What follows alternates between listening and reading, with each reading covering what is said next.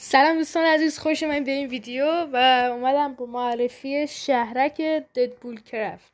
همینطوری که دارید میبینید اینجا تابلوی ددپول کرافت رو دارید میبینید و با هم دیگه میریم شهرک ددپول کرافت هم بهتون نشون میدم و اینکه ویدیو رو لایک کنید، سابسکرایب هم بکنید و این قسمت یعنی این سریال یا این ویدیو خب خیلی قراره طولانی باشه و پارتای دیگه هم قرار داشته باشه و قراره که همش داخل این شهرک ددپول کرافت مثلا خونه اضافه کنی یا وسایل دیگه اضافه کنی.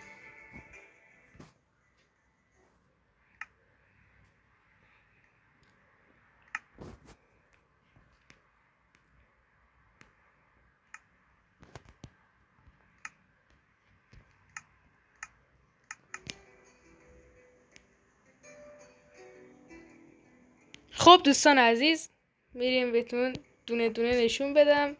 اینجا تابلوی کشور عزیزمونه ایران، این ورش هم همینطور. اینجا یه دونه چراغ چشمک زن ساختیم که میشه گفت سریه و اونطور که میخواستم متاسفانه نشد.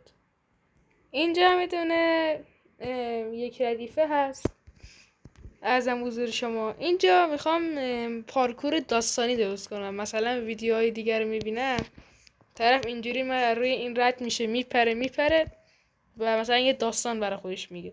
خب اینجا هم خود ددپول هستش، تابلوی ددپول، سر تا سرش دیوار کشی شده. اینجا خونه یکم گوشیم لگ گرفته دوباره. اینجا خونه خودمه. اینجا هم پورتالای نیمه کاره است. اینجا کلا دیوار کشید جدا کردم. اینجا یه دونه تابلوی خیلی بزرگه، تابلوی خیلی دیگه بزرگه. اینجا همینطوری مثلا وسط هر مرکز شهرکمون این چراغا میذاریم که روشن باشه. اینجا هم یه خونه خوب دیگه ساختیم و اینجا که تابلوی ددپول کرافت رو ساخته بودیم، یعنی در حال ساخت بود، یه دونه برجک هم یه دونه اتاقک هم اینجا زدیم که داخل زندگی کردیم، یکم شب و روز گذروندیم. میدونستم که میشه شب و روزم کرده ولی جدیدن اینجا میام و هیچی نیست که بخوام شب و روز کنم. اینجا چیه؟ حالا زیاد مهم نیست، اینا رو بعدا دوباره درستش میکنیم. و این از کلا از شهرک ماه و قرار کل این نهادهایی که هیچی نساختیم مثل اینجا و اونجا و جای دیگر رو کاملا قرار پرش کنیم.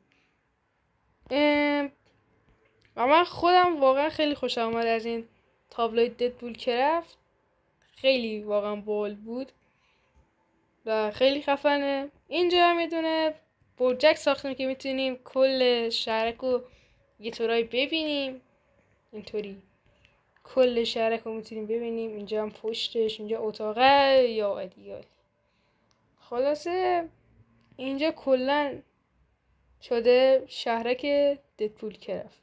اینجا هم دوباره از این دوتا پولتار است بله پورتال است که ویدیو جداشو گرفتم، ولی خب برای ساختشون که دیگه همه میدونم و فکر نکنم دیگه گذاشتشه. اینو من اینطوری زدم مثلا چند تا همش تابلو داخلش.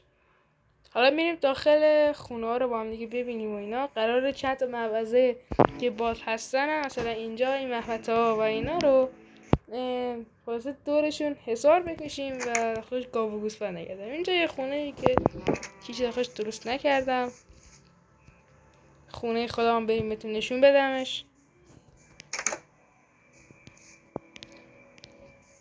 یا آبوش هست و دوستان هیچ کدوم از اینا خدا شاهده هیچ کدوم از اینا مود نیستش و دهنم صاف شد تا درستشون کردم و این در واقع پارکور داستانی هنوز خیلی مونده. وای خدا این چقدر خوشگله ددپول کرافت و آره چیز خاصی نیست. و اینو بهتون بگم که بعدن که اینجا کامل شد قرار بازی رو روی حالت جونی همون سروایول بود فکر کنم بذاریم که چیز شه، چی بهش میگن، که بتونه واقعی تر شه. الان مثلا نگاه کن، شاید یه سریاتون بیایید بگید که خب پس اینجا رو ساختی بعد تازه میخوای مثلا رو حالت جونی بذاری یا سروایول بذاری. خب ببین آره الان مثلا تو وقتی داخل دنیای واقعی به دنیا اومدی، خب داخل دنیای واقعی به دنیا اومدی، خب کل شهر ساخته بوده دیگه، تو شهر رو نساختی که. و اینطوری حال به نظر من واقعی تره. ولی مثلا ممکنه چند تا از رفیقامون هم بیاریم اینجا، همه رفتیم خونه فامیل، آره فامیلامون و اینا رو بیاریم داخل این سرور و با هم دیگه بازی کنیم. دوستان خیلی دوستتون دارم، دمتون گرم و تا ویدیوی دیگر بدرود.